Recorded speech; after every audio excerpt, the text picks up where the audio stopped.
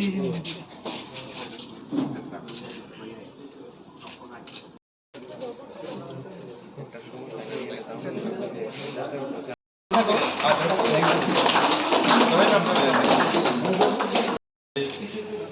মুখ্যমন্ত্রী professor doctor মানিক শাহ মহোদয়, আমরা ওনাকে অফিসিয়াল টিম থেকে আরেকজন মন্ত্রী হয়েছে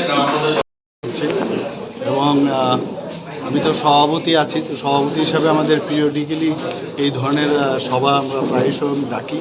তো এখন আবার মুখ্যমন্ত্রী হলাম, কিন্তু প্রকৃতপক্ষে এটা একটা সাংগঠনিক সভা। তো আমাদের অনেকগুলো কার্যক্রম আছে, যেমন আমাদের স্টেট এক্সিকিউটিভ কমিটির যে কার্যকারিণী বৈঠক, সেই বিষয়ে আমরা ডেট ফিক্স করা এবং কিভাবে সে কার্যক্রমটা আমরা করব সেই বিষয়ে আলোচনা রাখা।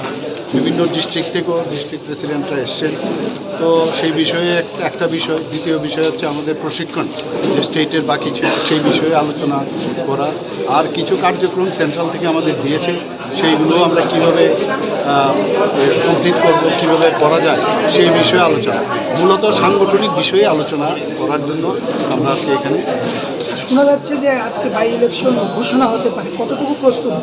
আমার তো আমরা প্রস্তুত সবসময়, কিন্তু সেটা আমার কাছে এখনও খবর নেই। কিন্তু সাংগঠনিকভাবে আমরা যে কোনো জায়গায় ইলেকশন হোক, আমরা প্রস্তুত আছি আমাদের পার্টি। আপনিও তো নিশ্চয়ই যে কোনো একটা কেন্দ্র থেকে প্রতিদ্বন্দ্বিতা দাঁড়াতে তো হবে, যেহেতু মুখ্যমন্ত্রী হয়েছে এখন দাঁড়াবো, নিশ্চয়ই দাঁড়াবো। সেটা যখন পার্টি ডিসিশন নেবে সেইভাবে নিশ্চয়ই দাঁড়াবো। আপনার কোনো ব্যক্তিগত পছন্দ? না, সেই রকম না, যখন পার্টি যেখানে ডিসিশন নেবে সেটাই হবে। তবে আমার বাড়ি কোন জায়গায় সবাই জানেন, সেই হিসাবে হয়তো বা হতে পারে, নাও হতে পারে। যেখান থেকে বলবে সেই জায়গা থেকে দাঁড়াবে।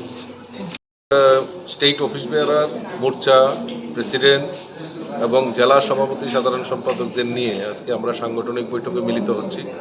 আগামী দিন আমাদের ভারতীয় জনতা পার্টির বিভিন্ন কর্মসূচি আমাদের রয়েছে।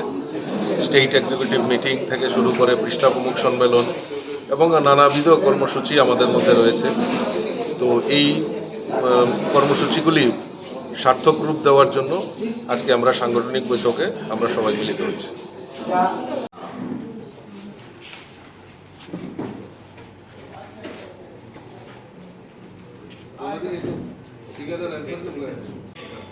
আজকের যে সাংগঠনিক বৈঠক এবং বৈঠকে